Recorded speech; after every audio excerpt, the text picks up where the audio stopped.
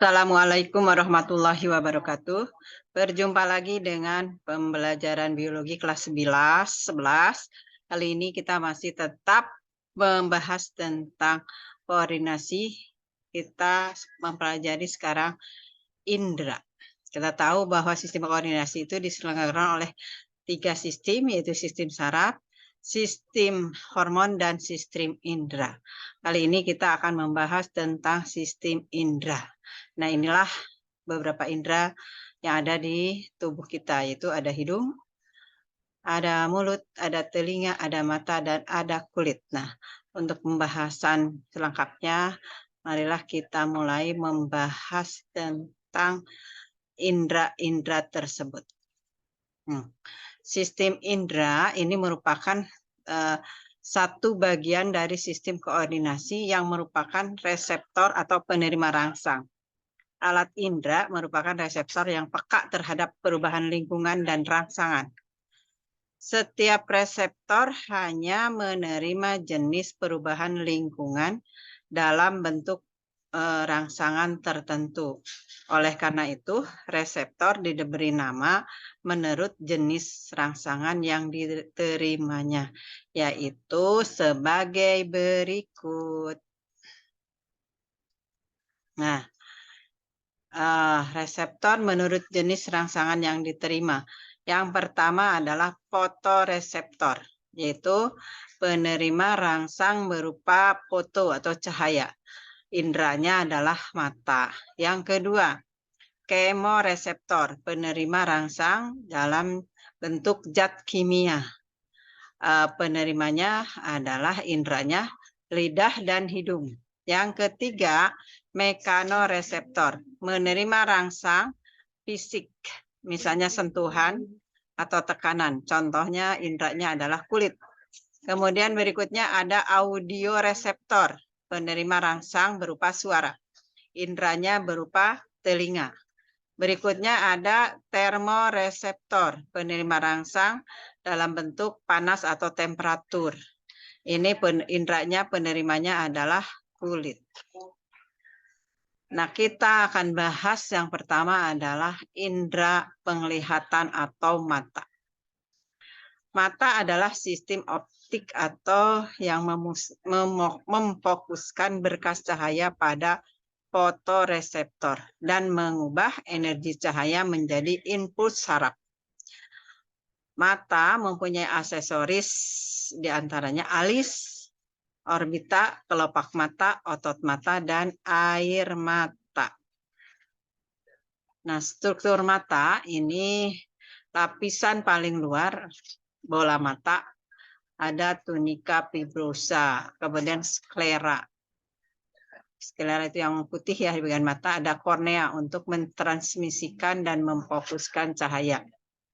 Lapisan bola mata, ada koroid, badan siliaris atau iris, bagian yang berwarna mengendalikan diameter pupil, dan pupil, ruang terbuka yang dilalui oleh cahaya. Kemudian ada lensa, struktur bikonveks yang bening. Kemudian ada rongga mata, ruang anterior berisi aqueous humor mengandung nutrisi untuk lensa dan kornea. Dan ruang posterior berisi vitreous humor mempertahankan bentuk bola mata dan retina terhadap kornea.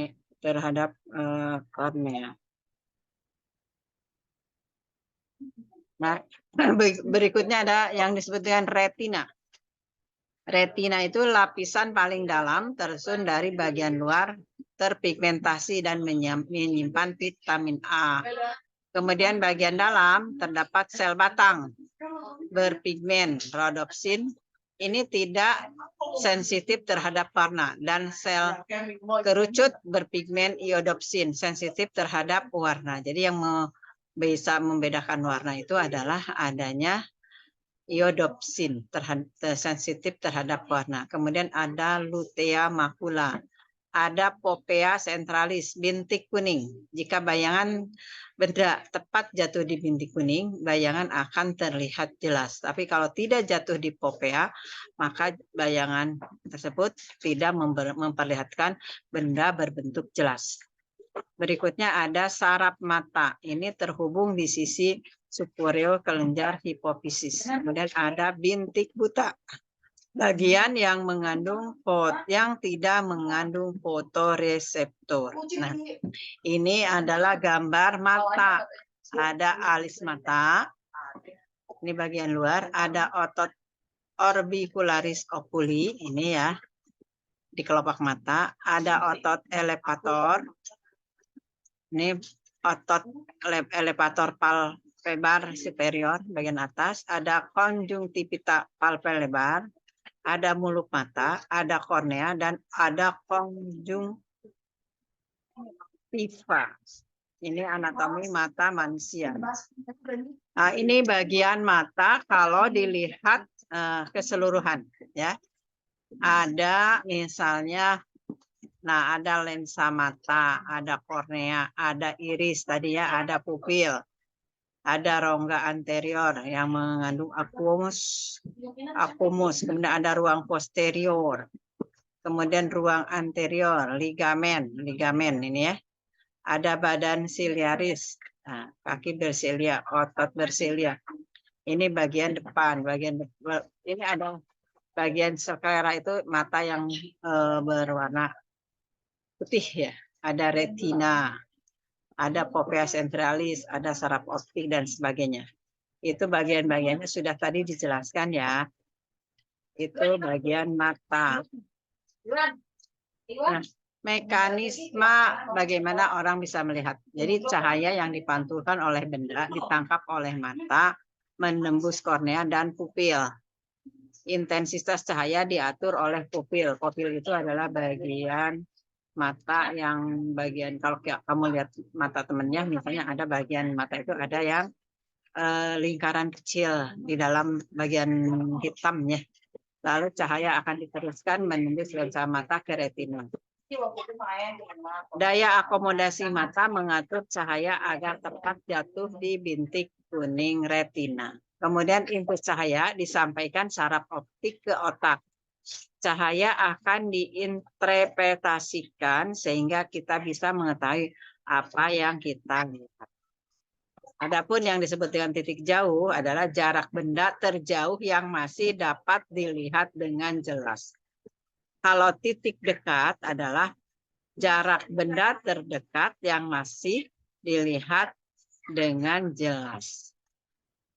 Nah, ada pengaturan atau adaptasi terhadap gelap dan terang. Ini adalah penyesuaian penglihatan secara otomatis terhadap intensitas cahaya yang memasuki retina saat bergerak dari tempat gelap ke tempat terang atau sebaliknya.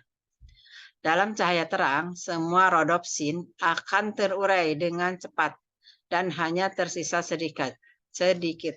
Berpindah ke tempat dari terang ke gelap akan membutuhkan waktu untuk mensintesis ulang rodopsin agar dapat terlihat jelas pada kondisi gelap. Kemudian sintetis rodopsin dan iodopsin itu perlu vitamin A.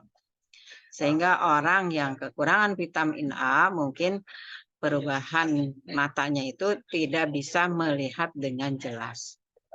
Kemudian ada pupil. Pupil ini akan melebar dalam ruangan gelap dan akan menyempit dalam ruangan terang. Nah, sekarang dalam indera mata ini ada bagian-bagian gangguan atau kelainan mata. Di antaranya adalah miopia atau miop. Mungkin kamu juga sudah dibahas sebagian di fisika ya. Miop itu adalah rabun dekat, yaitu cacat mata karena lensa mata terlalu cekung dan bola mata terlalu panjang. Hal ini dapat dibantu dengan lensa cekung. Kemudian ada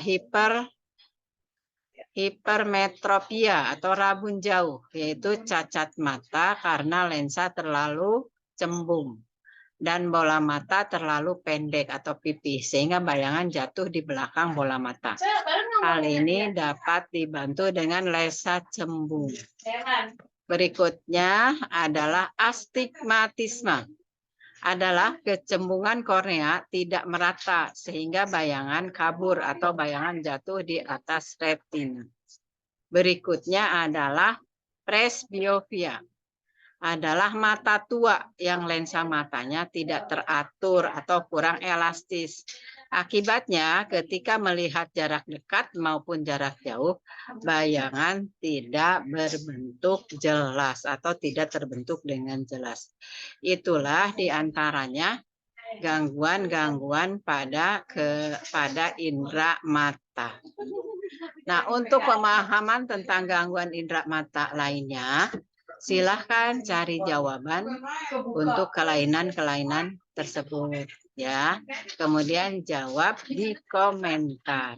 Demikian pembahasan kali ini tentang indera mata. Semoga ada manfaatnya. Wassalamualaikum warahmatullahi wabarakatuh.